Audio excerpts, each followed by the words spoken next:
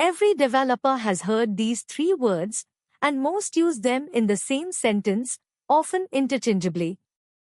Concurrency, parallelism, and asynchronous programming, the third of the trio. But these are three distinct ideas, and confusing them leads to real bugs, bad architecture, and interviews gone wrong. We'll take each apart and rebuild it from scratch. Why the confusion? All three deal with the same surface-level question: how do I make my program handle more than one thing? But the answers they give are fundamentally different. To keep them straight, we'll use one running mental model: a kitchen. Picture a chef making a 3-course dinner alone. She starts boiling the pasta, then chops vegetables while the water heats. That's concurrency, one worker juggling tasks. Hire a second chef who works the salad at the same time. That's parallelism. And when she sets the oven timer and goes to serve another table instead of standing there watching, that's the essence of async. Same kitchen, very different strategies. Hold this picture for the whole deck. Concurrency means multiple tasks are in progress at the same time, but not necessarily executing at the same time.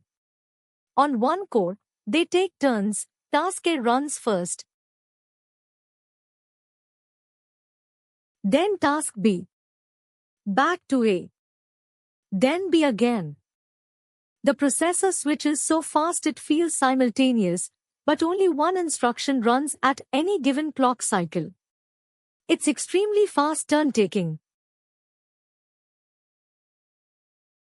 This is called time slicing or context switching. The operating system gives each task a slice, saves its state, pauses it, and switches to the next. Concurrency is ideal for I/O-bound work, files, database queries, the network, where the CPU sits idle while waiting. Concurrency fills that idle time productively. Wall clock time isn't reduced, but the system feels responsive. No task waits in line while the other finishes completely. Parallelism is when multiple tasks execute at the exact same moment, each on its own CPU core, no turn-taking. 2 cores mean 2 instructions per clock cycle, genuinely simultaneous. This is the real speed-up people imagine when they say, "I'll just make it multi-threaded." But the condition: you need more than one physical core, and the tasks must be independent, otherwise they still have to wait. Parallelism shines for CPU-bound tasks: image processing, video encoding, matrix multiplication, and machine learning inference. Divide the problem into independent chunks, process them simultaneously, and you get linear or near-linear speed-up as you add cores. But parallelism has a price: shared state problems. When 2 cores write the same memory location at once, the result is undefined. That's a race condition. Managing it requires synchronization primitives, mutexes, semaphores, atomics, which add complexity. And the locks themselves can become the bottleneck. That's lock contention. This is why parallel code is harder to write correctly than concurrent code, and why so many multi-threaded bugs are subtle and non-deterministic. Async is a programming model, not a hardware property.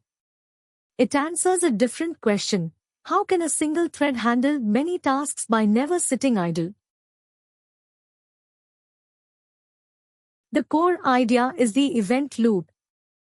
Instead of blocking the thread while waiting on, say, a database query, it registers a callback or continuation, releases the thread to do other work, and resumes where it left off when the response arrives.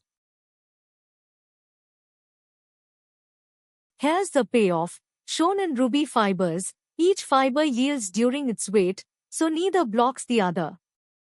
Both queries start almost together on a single thread, so the total wait is roughly the max of the two, not their sum.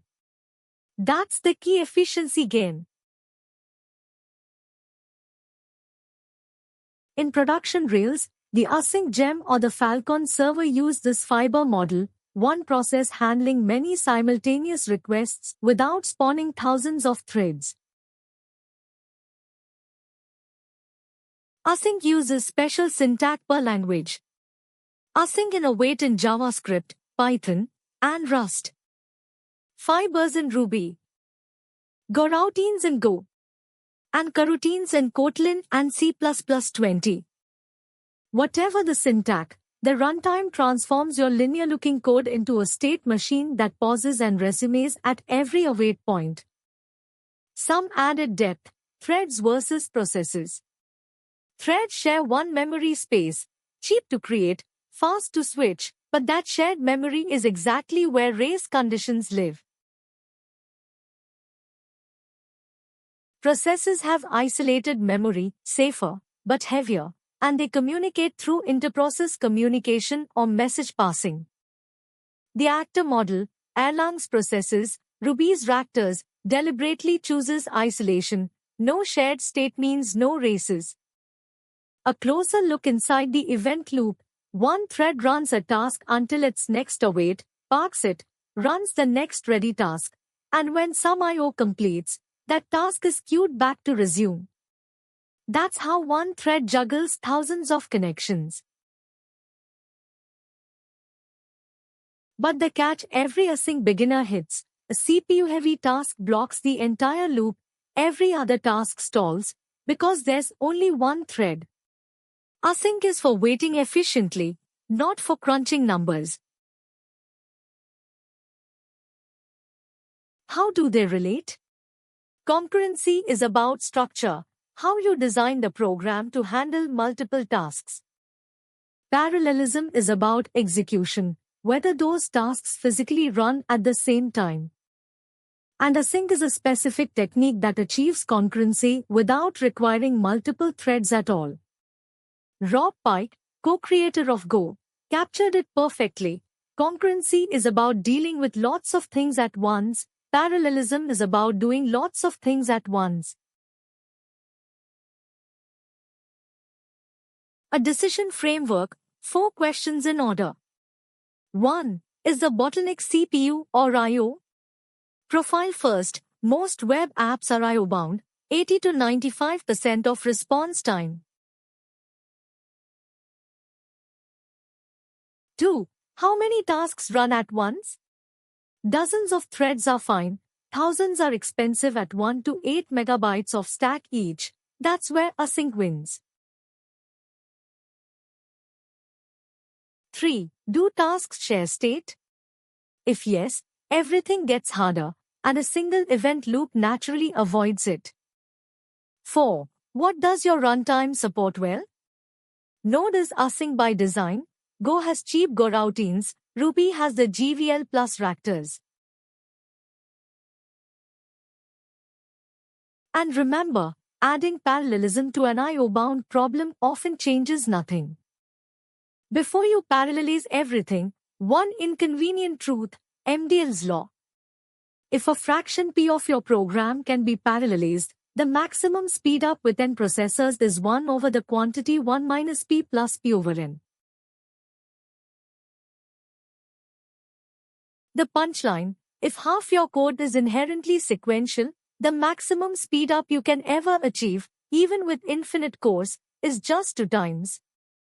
Not 100 times, not even 10. A program stuck in a serial bottleneck won't benefit from more cores. Profile before you parallelize. The Ruby lens. Classic Ruby has a GVL, a global VM lock, also called the GIL, so only one Ruby thread runs at a time. That's concurrency, not parallelism. But the GVL is released during I/O, so for I/O-bound Rails apps, threads genuinely run concurrently during database waits. Ruby 3 introduced Raptors for true parallelism. Each has its own heap and they communicate by message passing, so there's no shared state. And the async gem brings event loop style concurrency that looks synchronous. The same story plays out beyond Ruby. Python also has a GIL, use asyncio for IO-bound work, multiprocessing for CPU-bound work, though free-threaded Python is now landing to lift that limit. Node.js is single-threaded with an async event loop by design. You offload CPU-heavy work to worker threads. And Go was built for this from day one. Cheap coroutines scheduled M2N onto real OS threads, giving you concurrency and parallelism together. Same three ideas everywhere, each runtime just picks different defaults. 4 myths to drop. 1. Multithreading always makes things faster. Only if the work is CPU-bound, the tasks are independent, and you have spare cores.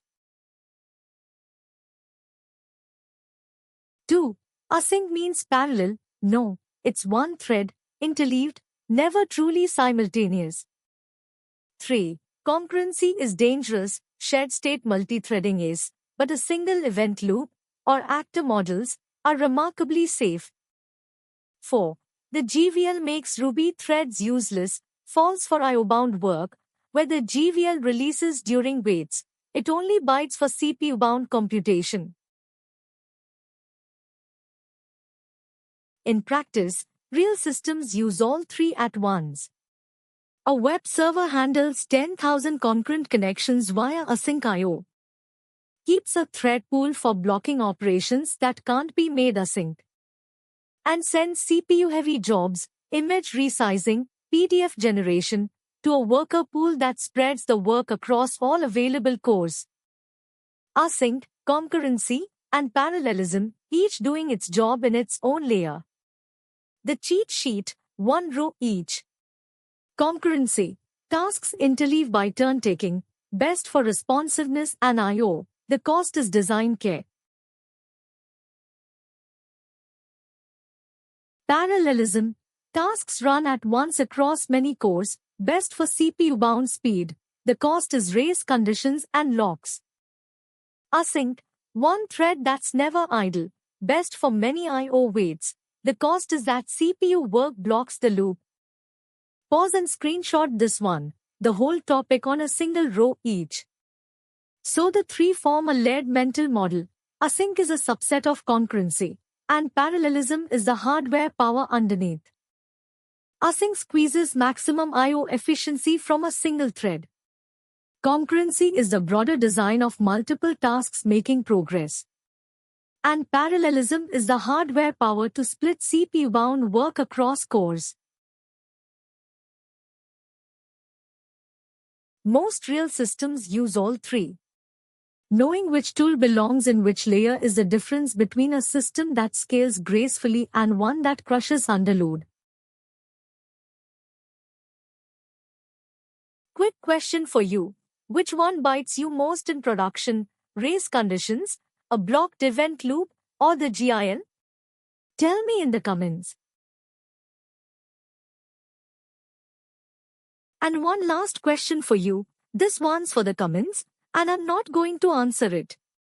You throw 8 more CPU cores at a Node.js API that does heavy work on every request, and it's no faster at all.